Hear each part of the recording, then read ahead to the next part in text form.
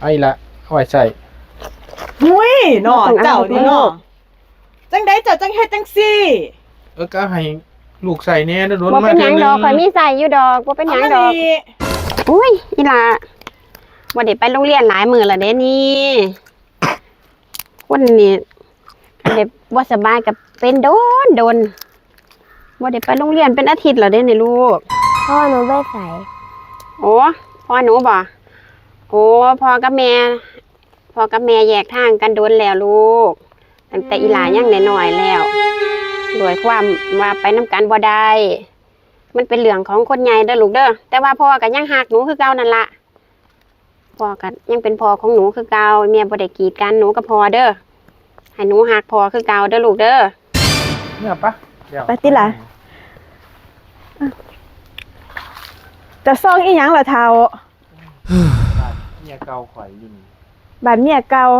มาเฒ่าอันนี้เมียเอ้าโอ้ใหญ่เลยตัวนี้ โอ้นี่บ่ลูกสาว ได้ผู้เดียวนี่ล่ะ คือได้มามื้อนี้คือได้มาทั้งพี่ โอ้ยก็มาซอยงานนี่ล่ะ นี่บ่เมียเก่า เนี่ยเมียเก่าข่อย มาพี่ลูก เอาเว้ากับลูกติล่ะแต่ว่าอยู่อย่าดนเลยเด้อข่อยฟ้าวอยู่ เกือบเมื่อพร้อมกันนั่นล่ะพ่อสิเจ้าบ่ทันได้ผัวได้หยังบ่ บ่ข่อยบ่ทันได้บ่มีทันมีผู้ใดดอกจะเอาเมียโดนเหรอติ ก็เอาบาง ถามข่าวเมียเก่า เอาบางหันนี่นะบางได้บ่ถึงปีดอก การนั้นว่าสิมาหาป้าหอดมาคุยน้ำเมีย ก็ให้ถามเนี่ยเฒ่าเอ้ยโดนมา ข่อยก็บ่ทันได้มีไผดอกข่อยก็ยังอยู่กับลูกนี่ล่ะ อ๋อ บ่ทันได้เปิดใจดอกข่อยก็ย่านประวัติซ้ำรอยข่อยก็บ่อยากเป็นคือเก่าอีกข่อยบ่ทนความเจ็บปวดอยู่กับลูกแล้วสบายใจกว่า คุยโดนแท้ เมื่อข่อยขอเอาเงินให้ลูกใส่นี่เด้อเฒ่า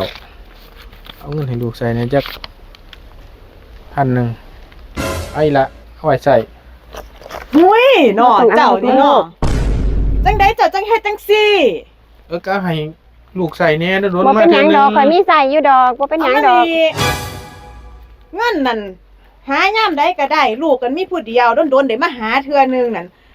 ให้เพิ่นได้ละอีหล่าเอาไปหมดนี่ล่ะเดี๋ยวแม่ไปหาเอาใหม่อีหล่าประหยัดใส่ได้ลูกเด้อเอานี่เจ้าเอา1,000เดียวก็พอ โอ้ โอ้ ให้เบิดเลยบ่เดี๋ยวนี้ ให้หมดนั่นล่ะถ้าเหลือบ่ได้มาหาลูกจังเทื่อจนใหญ่อีหล่าตั้งใจเรียนเด้อบอกกับลูกบ่ได้แต่ว่าข่อยบ่ให้เจ้าบอกกับเมียเก่าไป